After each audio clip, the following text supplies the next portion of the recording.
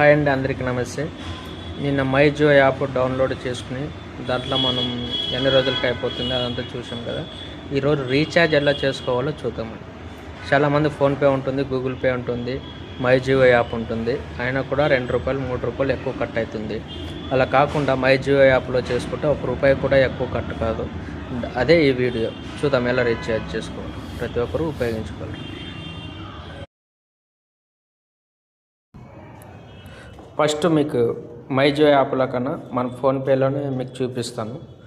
మన ఫోన్పేలో ఎలా మొబైల్ నెంబర్తో రీఛార్జ్ చేసుకుంటారు అనుకేసని. ఫోన్పే ఓపెన్ చేసి మీకు ఇక్కడ మొబైల్ రీఛార్జ్ అని ఉంటుంది కదా, అది ఓపెన్ చేసి సెర్చ్ బార్లో జియో మొబైల్ నెంబర్ కొట్టినామంటే అక్కడ రీఛార్జ్లో నెలది, 2 నెలది, 3 నెలది, సంవత్సరం దాన్ని చూపిస్తుంది.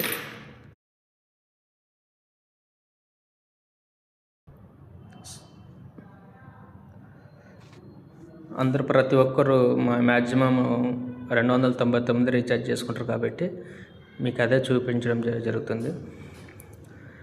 క్రెడిట్ కార్డు, క్రెడిట్ కార్డు ఉండే వాళ్ళకి ₹4 ఎక్కువ, ₹5 ఎక్కువ కట్ అవుతుంది. మామూలు క్రెడిట్ కార్డు కాలకున్నట్లు ఫోన్పే మాత్రం ఉండే వాళ్ళకి ₹3 ఎక్కువ కట్ అయింది. ₹3 ఎక్కువ కట్ అవుతుంది. ఇక్కడ మనకి ₹299 అయితే ఇక్కడ రూపాయి కార్డు కొనే వాళ్ళకి ₹304, మామూలు బ్యాంక్ అకౌంట్ ఫోన్పే లింక్ ఉండే వాళ్ళకి ₹302. అంటే ఇక్కడ ₹3, అక్కడ ₹5. ఇదే రీఛార్జ్ని మనము మై జియో యాప్లో చేసుకుంటే ఎంత కట్ అవుతుందో మీకు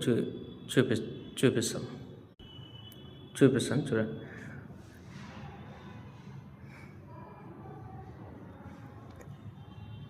మై జియో యాప్లో ₹1 కూడా ఎక్కువ కట్ కాదని చూపించాను.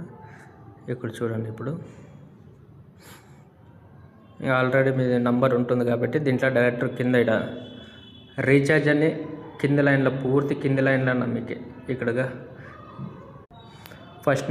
ఫస్ట్ నుంచి రెండో దాన్ని ఓపెన్ చేస్తే ఇక డైరెక్ట్ మీరు పైన సెర్చ్ బార్లోనూ 299 అని సెర్చ్ చేస్తే మీకు రీఛార్జ్ ప్లానింగ్ వచ్చేస్తుంది. ఇట్లా డైరెక్ట్ ప్లానింగ్ 299 అని, 28 రోజులు, రోజుకి 1.5 GB.